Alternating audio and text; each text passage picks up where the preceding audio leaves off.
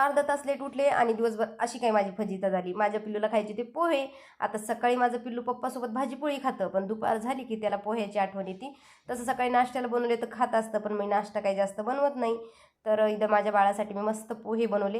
म्हटलं कधी नवत मागितले तर चला याला पोहे बनवून देऊ. आणि पोहे बघितले त्यांनी बनवलेले, त्याच्या तोंडावरच्या खुशीचा मग तर पारावारच नाही, कारण की त्याला पोहे एवढे आवडतातच.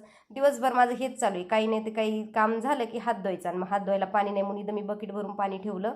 हेच सकाळी अर्धा तास लेट उठले आणि मोटर चालू करायला उशीर झाला, म्हणून मला काही जास्त पाणी नाही भेटलं आज.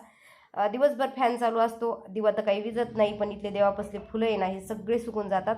म्हणतात की देवापाशी सुकलेले फुलं जास्त वेळ ठेवायचे नाही, सुकले की काढून घ्यायचे. त्यानंतर मग मी दिवाबत्ती केली आणि संध्याकाळी आज होता आमच्याकडे आंबारस, म्हणून त्यांच्याकडून ना एवढे सारे मी आंबे काढून घेतले आणि लगेच परत नळाकडे गेली. तेव्हा बी मग लक्षात आले की आज पाणीच नाही. मग बाहेरून पाणी आणलं, आंबे वगैरे धुवून घेतले.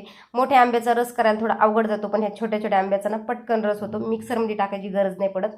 आणि आमच्या चौघांसाठी एवढा रस भरपूर झाला.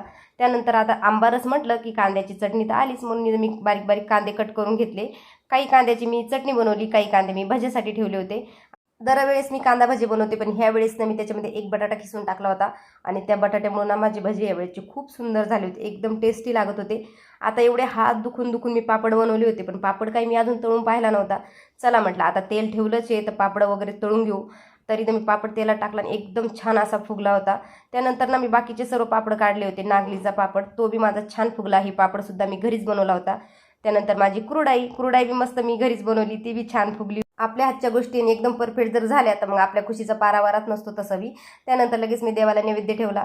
इथं काही नागलीचा पापड कुरडाई ठेवली नाही, ती काही चालत नाही. त्यानंतर आम्ही लगेच जेवण वगैरे करून घेतले. जेवण केले आम्ही आणि जिरवायचं काम चालू माझ्या पिल्ल्याचं. चला तर बाय, श्री स्वामी समर्थ.